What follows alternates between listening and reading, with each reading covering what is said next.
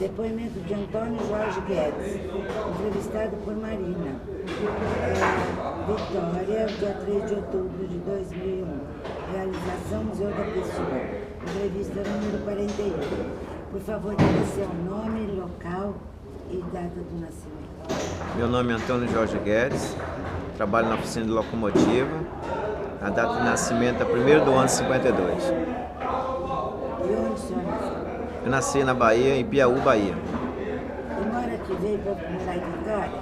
Eu comecei a trabalhar na duplicação de linha, né? A duplicação da terraplanagem, onde foi construída a segunda linha para fazer a duplicação. De lá, depois, com o término das obras, eu fui transferido para a oficina de locomotiva. E onde foi essa primeira etapa de duplicação? Eu trabalhei entre Valadares até Mariana, digamos, até Mariana ali, perto de Mariana.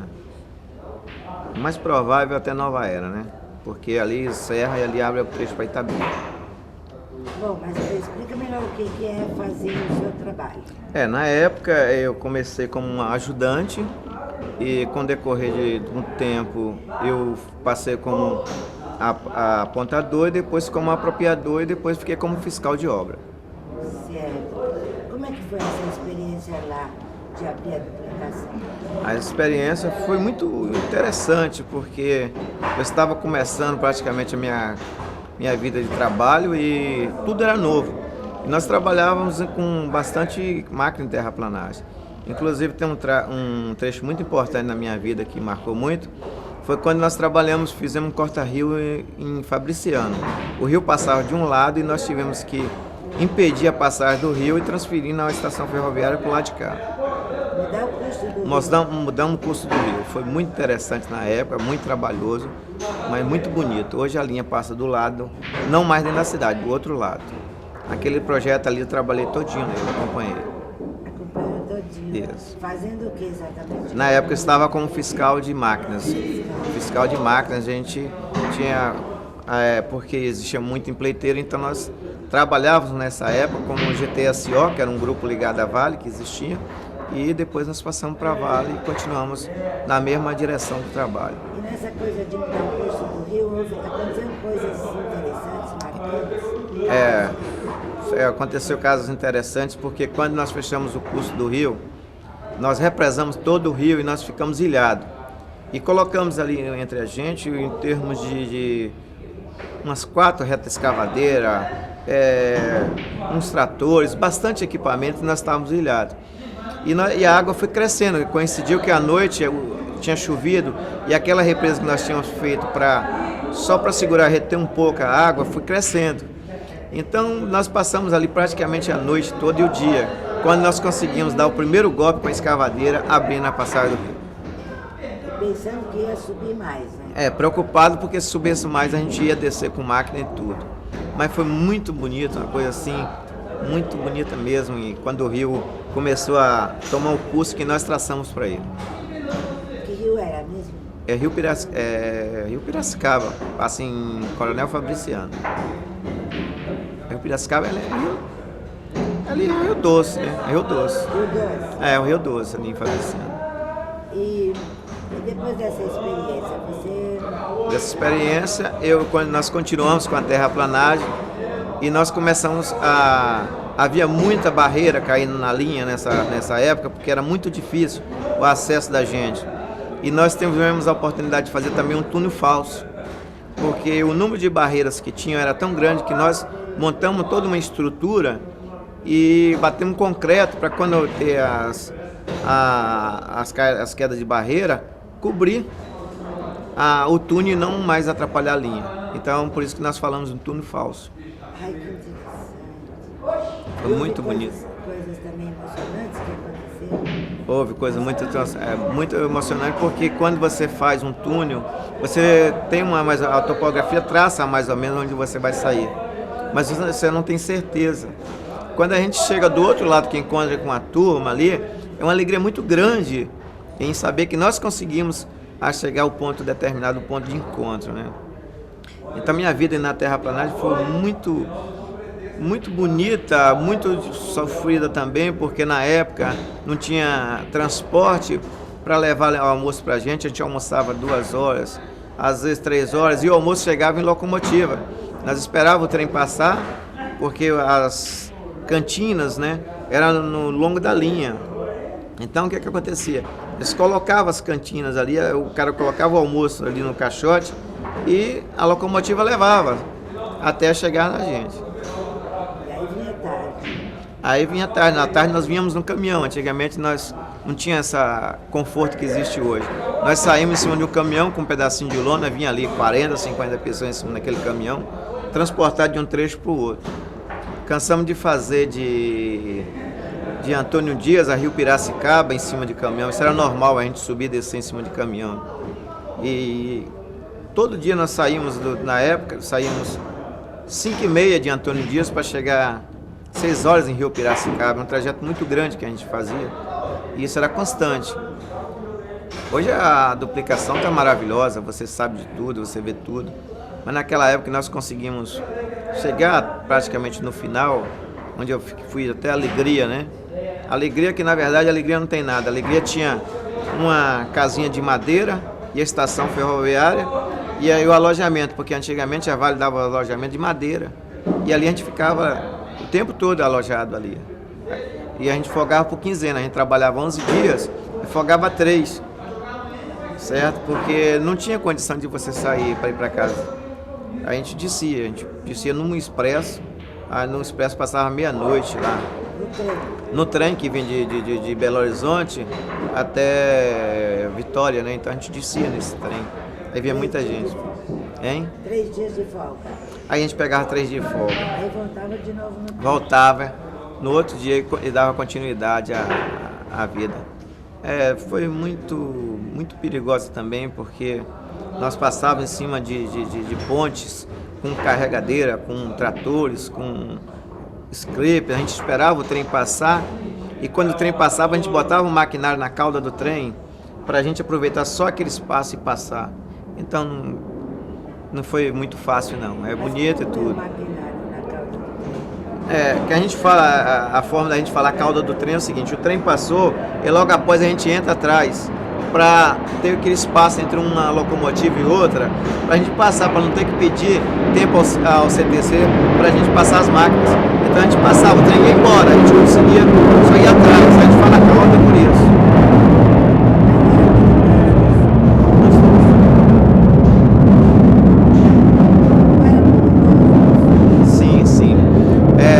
As carregadeiras, quando passava, você conta a cabeça do dormente.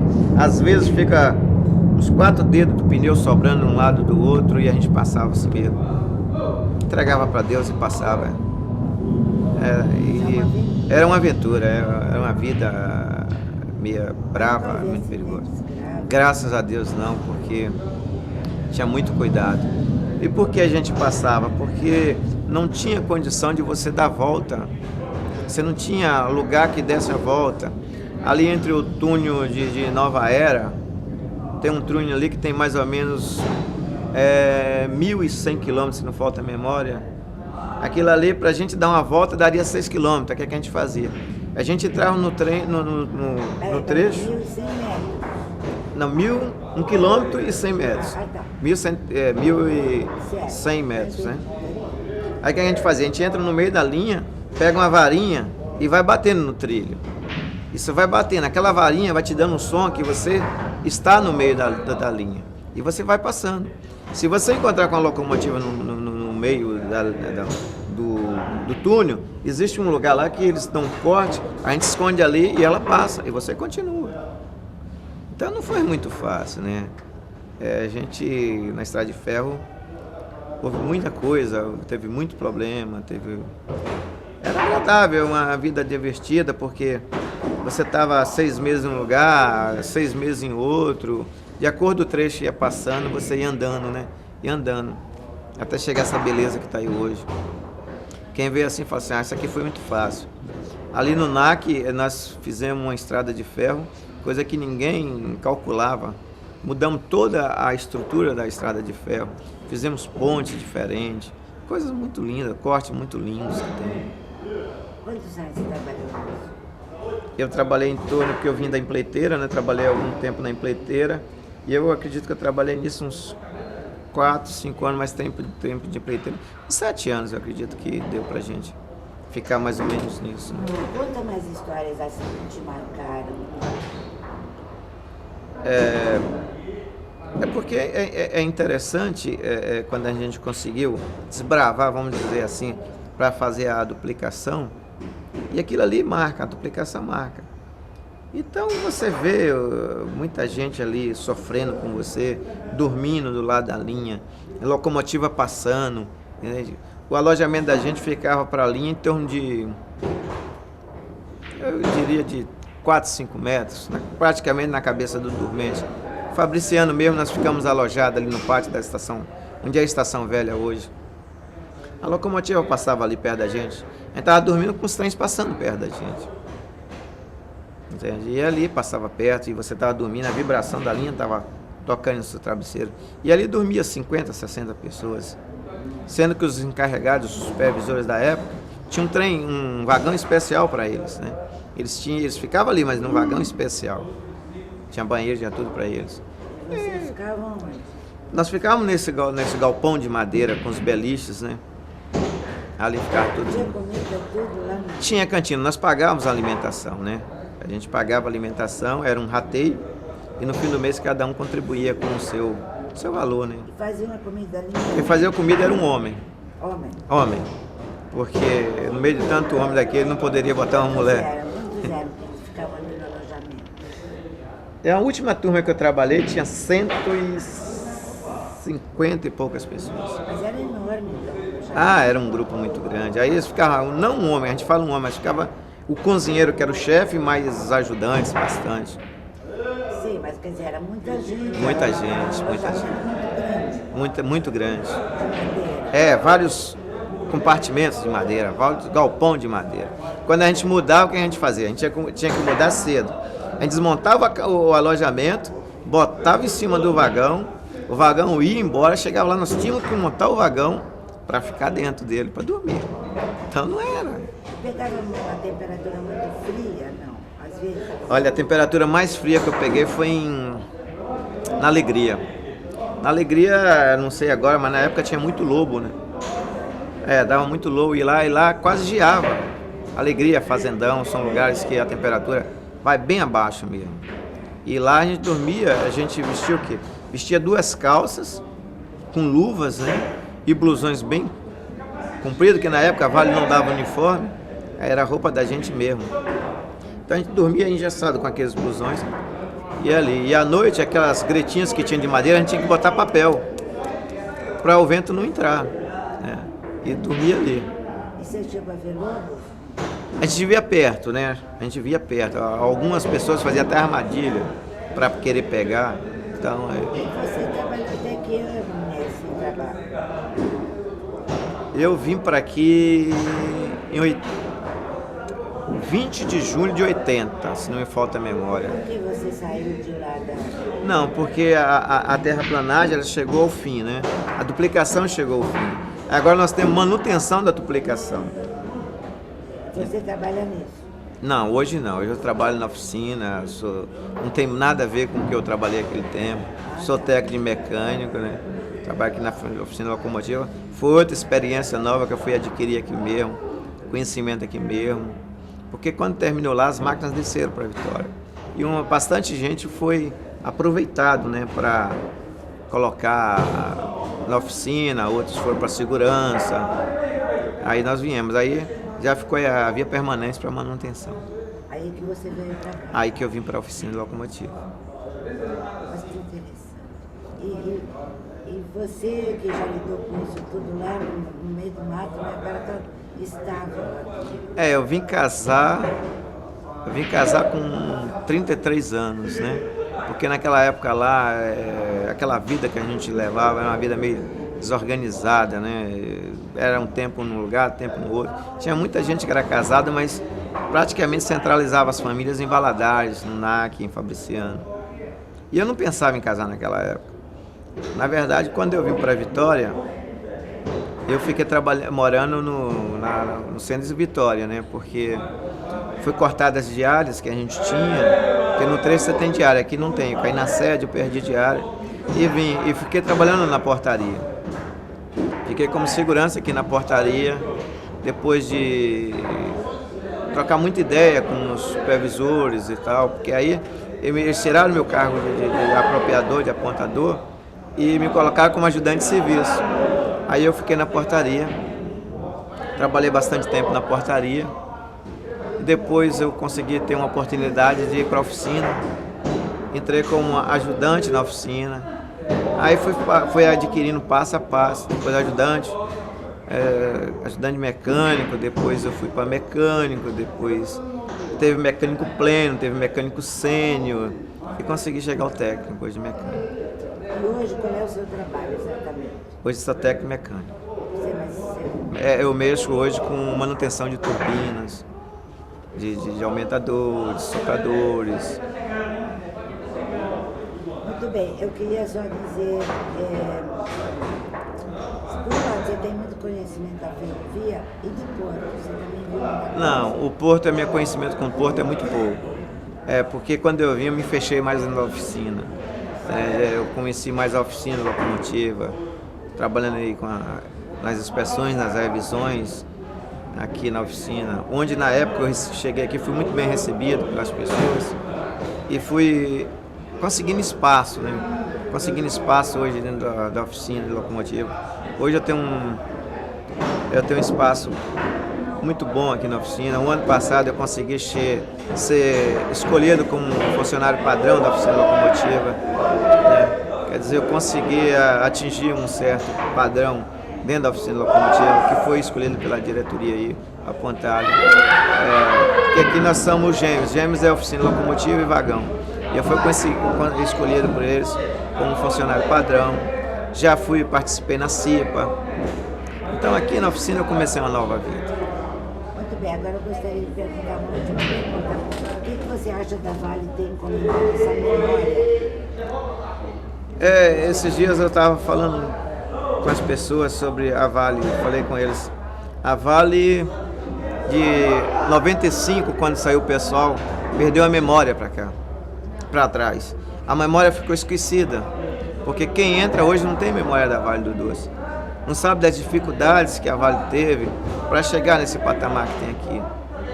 As dificuldades que teve com as máquinas pequenas para chegar nesse patamar que tem aqui hoje.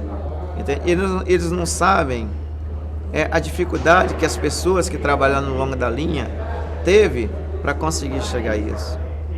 Entende? Então, eu fiz questão mais de falar da estrada de ferro, porque eu acredito que hoje tem muito pouca gente que está na Vale hoje, que viveu esse tempo, que viveu essa experiência, esse tempo difícil e muito agradável também. Porque na estrada de ferro você estava dormindo, tombou uma locomotiva, teve uma barreira, você tem que levantar e ir para o socorro, você tem que estar disponível ao socorro. E a oficina hoje é uma oficina bem montada, bem estruturada, você tem um ônibus que te leva de trás, você tem a refeição na hora certa. Isso aí o pessoal do passado não teve, não tinha uniforme. Então eu acho que deveria se trabalhar mais essa história da Vale do Doce. Deveria até se fazer uma imagem onde a linha da Vale do Doce passou e onde passa hoje. Entende? Seria até interessante você ver, a Vale do Doce passava antigamente, era isso. Perto do rio, na beira do rio, o rio subia, ela parava. E hoje, onde ela está, o nível que ela está hoje. Porque em cima disso aí morreu muita gente. Muita gente morreu, muita gente perdeu vidas. Gente que estava construindo pontes e tinha enchente e a água vinha carregava, como em Fabriciano teve isso. Gente que perdeu muita vida em cortes de pedra, que furou ali e no final deu um certo problema, perdeu vidas.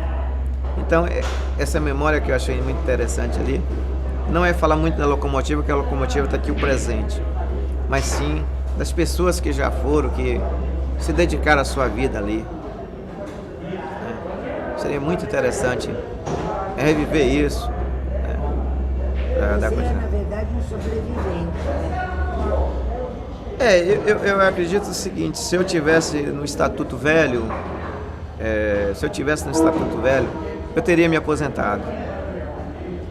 Mas com o Estatuto Novo, com as leis novas, é mais difícil para aposentar. Mais difícil. Por toda a estrutura. A gente quer agradecer a sua entrevista. Muito obrigada. Tá bom. A gente já encerra.